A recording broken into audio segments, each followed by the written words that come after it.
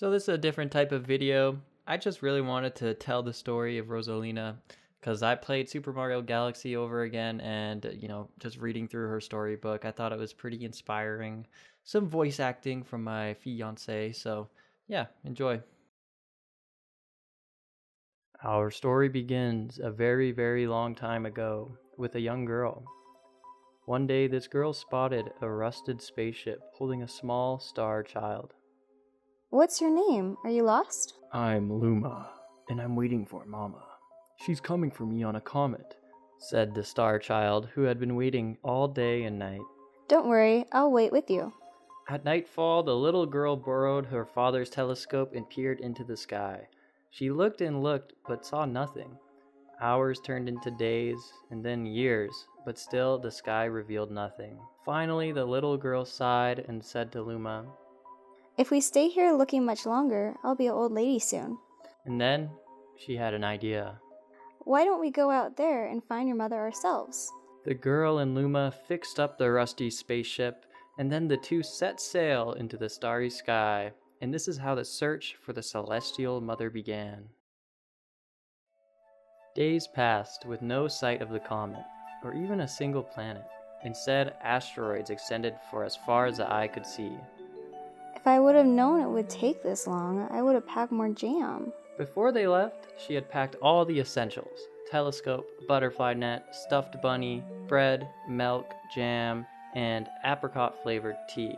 But I forgot to bring water. at this, Luma burst into gales of laughter, and the girl began to pout. As long as I have starbits, I'll be fine. Want some? The little girl couldn't stay mad after hearing this. Luma continued to laugh, and the girl couldn't help but join in. Alright, maybe just a nibble. Leaning far out of the ship, the pair began to collect starbits with the girl's net. They almost fell out a few times, but they kept on collecting. The starbits tasted like honey. A beam of light pierced through the ship's window. Thinking it was the morning sun, the girl peered through the window, only to find a turquoise blue comet shimmering at her. The little girl shook the sleeping Luma awake and shouted excitedly, We have to go get that comet. The pair descended on the comet and found that it was made of ice. They looked high and low, but Luma's mother was nowhere to be found. Exhausted, the little girl sat down with a flop, utterly unable to take another step. Look! Peering down at the icy ground where Luma was pointing, the girl suddenly noticed clusters of starbits encased in the ice. There's ice here, but it's so warm. I'll bet there's water here too. The two decided to stay on the comet for a while. Riding the turquoise comet, the pair continued their search for Luma's mother.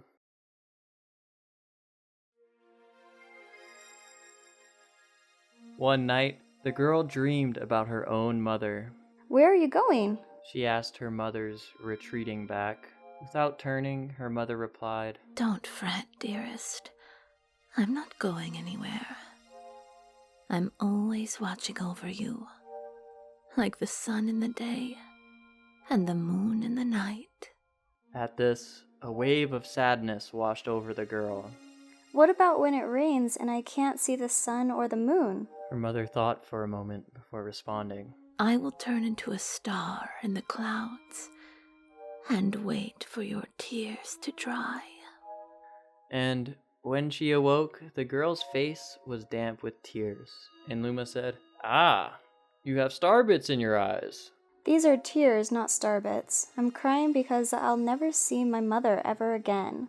At this response, Luma began to cry too. Mama, Mama.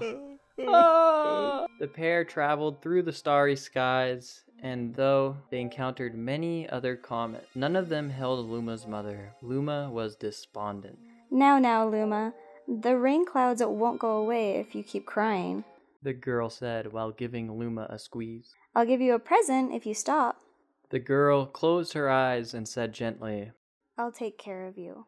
With these words, she felt a small spark in her heart. The kitchen will go here and the library over there. The girl said busily to herself. We'll put the gate here. Ever since the girl took Luma under her care, she'd been bustling about at a feverish pace. It's a lot of work, but it's worth it to make a happy home. It had turned out that starbits weren't the only things buried in the ice. There were tools and furniture unlike any they had ever seen, and the girl used them to build a home. Looking at the completed house, Luma remarked, "Don't you think it's awfully big for just the two of us?" With a library, bedroom, kitchen, fountain, and gate, it was certainly spacious, but still, something seemed to be missing. If only my father, brother, and mother were here. The girl said wistfully. Indeed, the house was too large for its two small residents. That night, clutching her favorite stuffed bunny close to her heart, the girl fell asleep in her starship. Then one day, while the girl sat sipping tea, a tiny apricot-colored planet appeared on the horizon. From the planet, another Luma of the same color emerged. Do you two know each other?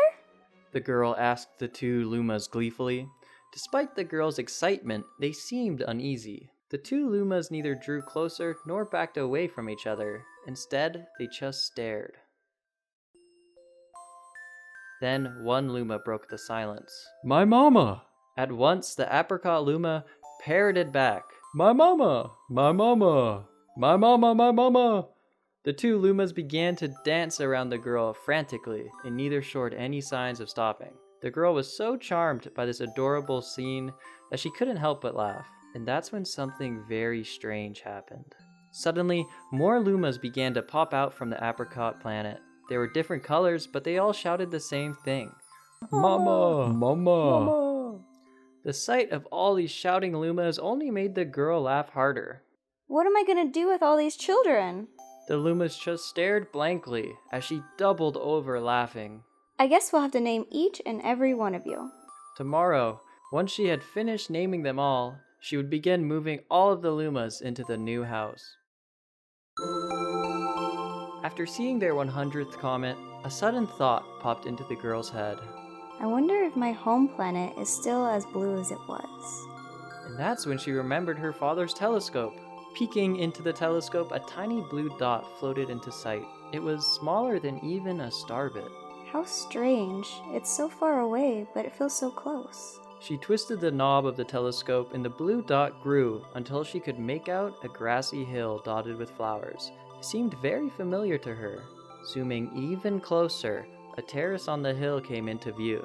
I used to go stargazing there when I lived on my home planet. She remembered rubbing the sleep out of her eyes as she followed her father up that hill to look at the stars. She remembered how she and her brother would sled down that hill, and she remembered having picnics with her mother on that hill on bright and windy days, and... I want to go home! I want to go home right now! The girl burst into tears, and the Lumas didn't know what to do. I want to go home! I want to go back to my house by the hill. I want to see my mother. The girl was shouting now, her face wet with tears. But I know she's not there. I knew all along that she wasn't out there in the sky. Because she's sleeping under the tree on the hill. The girl's cries echoed through the stars, and a hush fell over the area. Though usually quite cheery, one day the girl became sad again. Luma drew close and tried to comfort her. "Mama, you still have me. And don't be sad about your mama, because she's a part of you. That means she's always close by. It's like me. I love starbits because they remind me of my mama." No. The girl said, unable to stop the tears.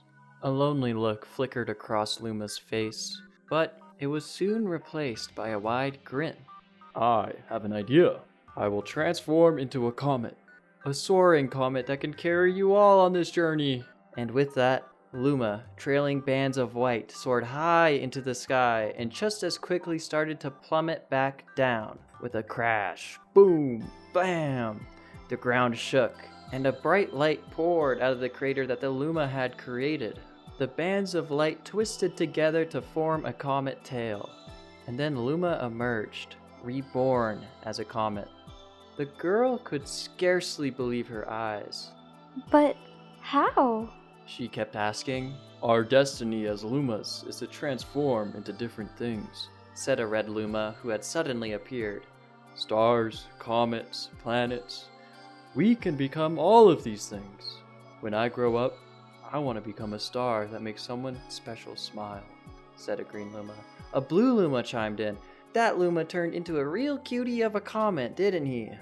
All of the Lumas together said, No more crying, Mama, Thank you. said the girl in a whisper, and she pulled the Lumas close and hugged them.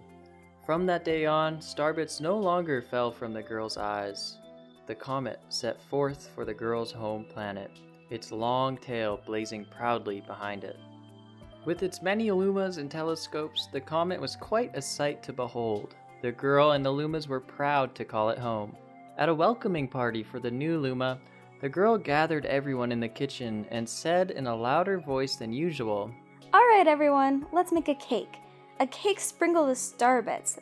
Then it will be a star cake.